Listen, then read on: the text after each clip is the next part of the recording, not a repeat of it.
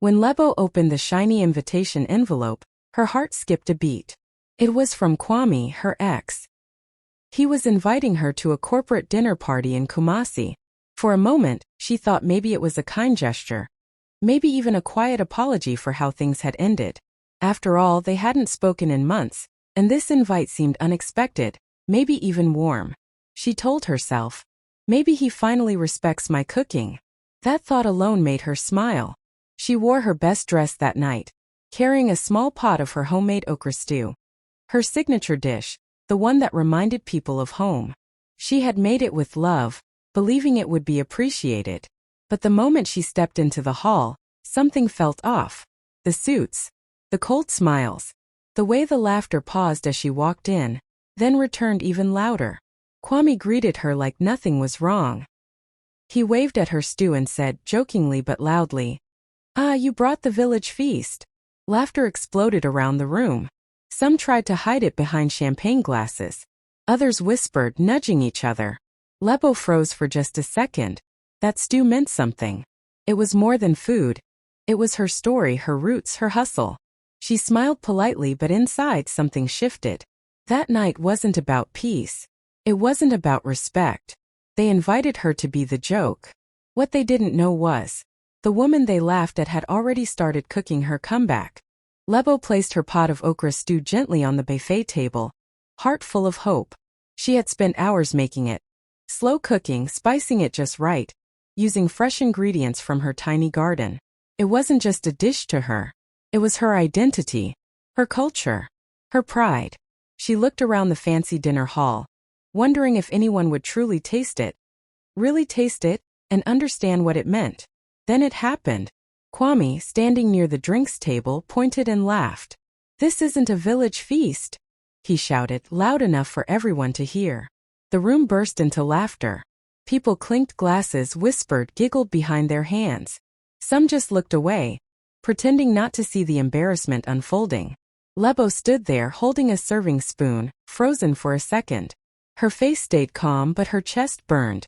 She smiled, that quiet, painful smile you wear when you know crying won't help. She spooned the stew into a bowl and served it to one of the guests anyway. Her hands didn't shake. Not once. But in her head, every laugh echoed louder than the last. Nobody asked her about the recipe. Nobody complimented the taste. They only tasted with judgment, not with curiosity. The night dragged on and she sat alone near the buffet, her dish mostly untouched. But inside she was writing something. Not a reply. Not an angry rant. A plan. She replayed Kwame's words in her mind, not to feel sad, but to remember. To fuel her. They laughed at her food that night. But one day she knew they'd eat that same stew in silence, in boardrooms, on flights, in hotel dining halls, and they wouldn't even know it was hers. She didn't need to clap back. She just needed time. And her spices. The sun in Mbare was cruel that summer. The ground cracked, the air thick with dust, and water was like gold, rare and precious. But even in the middle of a long drought, you could still find one thing: the smell of Lebo's cooking. She stood barefoot outside her small shack, stirring a dented old pot balanced on bricks and firewood. The pot was cracked on one side and leaned slightly, but it still held her dreams. She had no money, no signboard, and no fancy kitchen. Just a few basic ingredients, a small bag of her homemade spices, and something stronger than all of it, her dignity. Every morning, she woke up before the sun and walked to the local farmers, most of them tired, dusty, and hungry. Some couldn't pay, but she still fed them. 2 of them came every single day. They never asked for more than they could afford, and they always thanked her like she had served them a 5-star meal. In a way she had. She used scraps, leftover vegetables, and bones that butchers would throw away. But somehow she made them taste like magic. People started talking. The barefoot girl who makes stew like it's gold. That's what they called her. She didn't care about titles or big dreams back then. She just wanted to make enough to buy a better pot, maybe get shoes, maybe serve 10 people instead of 2. But every time someone said, "Lebo, your food reminds me of home," something inside her lit up. She was feeding more than stomachs. She was feeding memories, emotions, hope. Years later, when people saw her at pop-ups or in food blogs, they had no idea where it all started. No idea that her first restaurant had no roof, no walls, Just fire, faith, and flavor. That broken pot? She still kept it. A reminder that you don't need much to start. Just heart, heat, and hunger to rise. Lebo didn't shed a single tear after that night at the corporate party. She went home, took off her heels, and sat in silence with a bowl of her own okra stew. Still tasted perfect. The jokes, the laughter, the way Kwame embarrassed her. It all hurt, but not in a way that broke her. It lit something inside her instead. The next morning she made a call. Biko, she said, her voice calm but full of fire. I'm ready. Chef Biko had been her friend for years. Once a street cook like her. Now he was running a small training center for self-taught chefs, helping them build their brands and skills. He believed in flavors from the streets, spices from home, and stories behind every recipe. And more than anything, he believed in Lebo. When she walked into his kitchen, she wasn't just a cook anymore. She was a woman on a mission. Together, they worked day and night. She rewrote her recipes, balancing traditional taste with global appeal.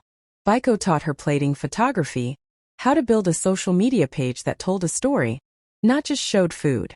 They recorded videos on a borrowed phone, filmed with natural light in a small hot kitchen. She told the story behind each dish, the memory, the struggle, the emotion. People online didn't just watch, they felt it. Orders started coming in. Comments poured in from Germany, Kenya, Brazil, even Japan. Where can I taste this? Your food reminds me of my grandma. Her page went viral not because it was perfect but because it was real. She wasn't trying to impress anymore. She was trying to connect. What started as a joke at a fancy party became the turning point. She didn't fight back with insults. She fought back with flavor, with grit, and with stories. And this time the world was listening, and hungry for more. The day Lebo parked her food truck on a dusty corner in Lusaka, she had no idea her life was about to change again. The truck wasn't anything fancy, just a repainted van with the name Taste of Her Roots, written in bold, hand-painted letters. But inside it held flavors that carried memories, tradition, and pride. She cooked like she always did, with heart. Okra stew, spiced goat, smoky plantains, and maize dumplings. People stopped by out of curiosity, then returned with friends. Word of mouth grew fast, and so did the lines. But the real moment came when a traveling food blogger from South Africa stumbled upon her pop-up. He was just passing through, tired and hungry, looking for something different. One bite of her food and he froze. Then smiled. Then asked for everything on the menu. By the next day, his video review was online. Best African street food I've ever tasted. Found in the middle of Lusaka. The internet exploded.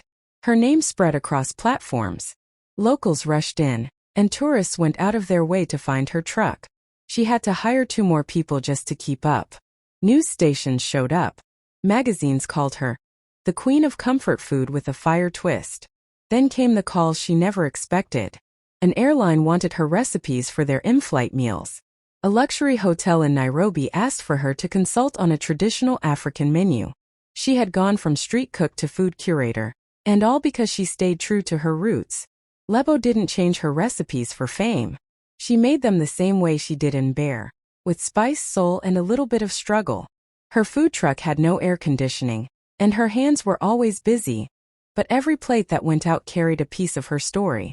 From that tiny pop-up in Lusaka, her food reached skies, suites, and stages she once only dreamed of.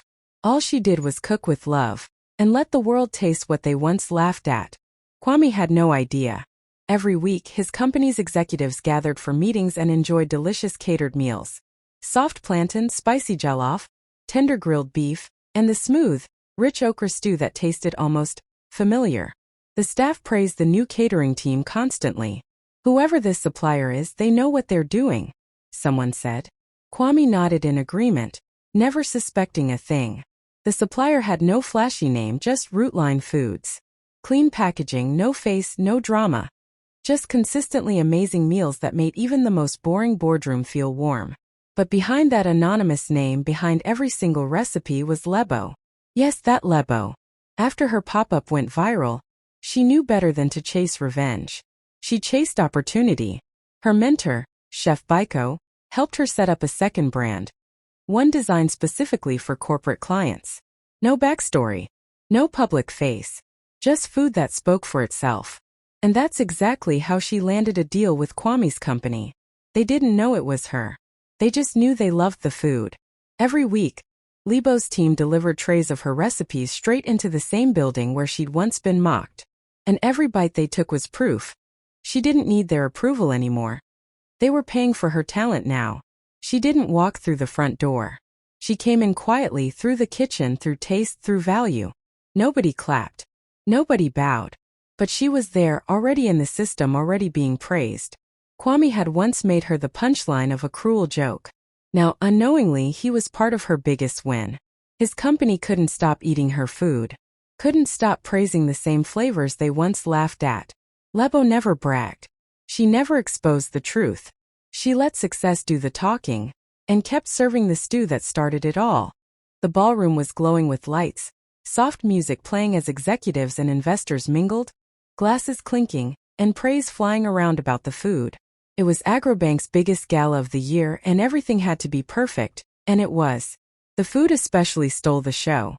Everyone kept going back for seconds, whispering, "Who made this? And I've never tasted okra like this before." Kwami stood near the back, sipping wine, enjoying the compliments like they belonged to him. He still had no idea. Then halfway through the night, the CEO of Agrobank stood up, cleared his throat and smiled. "Before we end this evening," he said, "I'd like to thank the person responsible for tonight's incredible cuisine. We've been ordering from them for months now, but tonight's meal, this was different. It was something special." The room clapped. Kwami clapped too. The CEO continued, "She's here with us tonight. And I'd like her to stand so we can recognize her, the woman behind the food magic." People turned their heads. Kwami looked around casually and then froze. Lebo stood up slowly, dressed simply but confidently, her eyes calm and steady. The CEO walked over to her, reached out his hand and bowed slightly. "Ma'am," he said with deep respect, "thank you for reminding us what real flavor and real excellence looks like." The room erupted in applause. Kwami just stood there, stunned, his hand still holding the wine glass midair. He couldn't believe it. The food they'd been praising for months. The food he'd unknowingly eaten and loved, it was hers. Lebo. The same woman he had laughed at. The same stew he once mocked was now the centerpiece of the company's proudest event. She didn't say much. Just nodded and smiled, that same calm smile she wore when they first laughed at her. But this time she wasn't the guest being mocked. She was the woman everyone wanted to meet. Lebo didn't need revenge. After the applause died down and the CEO moved on, Kwami slowly made his way across the room. He looked nervous. The confident man from the gala's beginning was now just a guy standing in front of someone he once mocked. He didn't even know what to say at first. He rubbed the back of his neck, avoiding her eyes. "Lebo," he began, voice low. I just wanted to say I'm sorry for the way I treated you. You've always been talented. I see that now." She looked at him calmly, no anger in her face, but no warmth either. His words felt too late, too light, like paper after fire. She didn't respond right away. Just reached into her purse and pulled out a business card. Clean, sharp, with her full name, title, and logo printed in gold. She held it out to him like a gift, except it wasn't a gift. It was a message. He took it, confused. "Feel free to apply," she said, her tone polite, almost sweet. "We're hiring dishwashers." And then she turned to greet another guest, already done with the conversation. Kwami stood there holding the card, his mouth half open, unsure whether to laugh, cry, or walk away. The people around him kept chatting, sipping wine, praising the food again. No one was paying attention to him anymore. For a second, he saw himself how she must have seen him back at that old dinner party. Loud, proud, and small all at once. Lebo didn't shout. She didn't embarrass him. She didn't need to. Her silence, her success, and that single sentence said everything. He had once used her name as a joke. Now her name was on the menu, the business card, and the lips of every executive in the room. And his apology, it meant nothing. Because the woman he tried to break had already rebuilt herself, higher, stronger, and completely out of his reach. Lebo stood in front of a small group of girls in Mbare, most of them barefoot, holding notebooks with torn pages and wide eyes full of hope. The sun was strong, the kitchen space was simple. Just a few tables, some pots, and a fire pit. But the energy, it was magic. She looked around and smiled. They'll laugh at your hustle, she said softly, until they need your recipe. The girls leaned in. They knew she wasn't just talking about food. She was talking about life. About being mocked, overlooked, underestimated, and still showing up, day after day with your head high and your hands full of flavor. Lebo had come back not as a guest, but as a builder. She used her earnings, her platform, and her voice to open community kitchens across rural Africa. Places where women and girls could learn not only how to cook, but how to own their talent. How to turn recipes into income. How to build menus, manage orders, market themselves, and feed more than just hunger. In one village, she taught a widow how to turn her family's porridge recipe into a breakfast delivery business.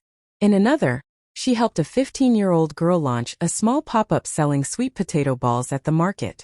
Each kitchen she built became a launchpad for women who'd never been told they could own anything. But Lebo didn't teach from a distance.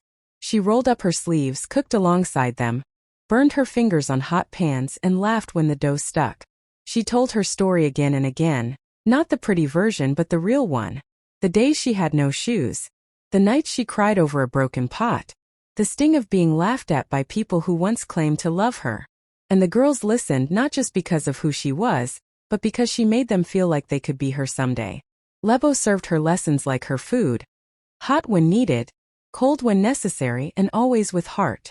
She wasn't just feeding dreams. She was planting them. Lebo stood by the boardroom window, coffee in hand, watching the parking lot below. She spotted him right away. Kwame walking in like he always did, head high, tie perfect, thinking he still ran the world. He had no idea that the food his company ordered every single day came from a catering brand she partially owned. 40%. That was her stake. She didn't need to slap her name on the building or announce it in meetings. She didn't care for attention anymore. Her recipes were on the menu. Her team was in the kitchen. Her business was thriving. And her hands were still clean. Kwame and the others used to laugh at her food, called it village cooking, unfit for corporate settings. Now they chewed every bite with quiet praise, not knowing they were feeding their pride with her passion. She took a sip of coffee and smiled. Not the kind of smile that says, "I got you back." It was softer than that. More peaceful. Because this wasn't about revenge anymore. It was about power, silent, steady, earned power. Lebo had built something real. She turned pain into recipes, recipes into business, and business into legacy. No shouting. No stage. Just excellence delivered daily to the same people who once thought she was small. They mocked her once. Now they eat in silence. And that silence, it tasted better than any revenge ever could.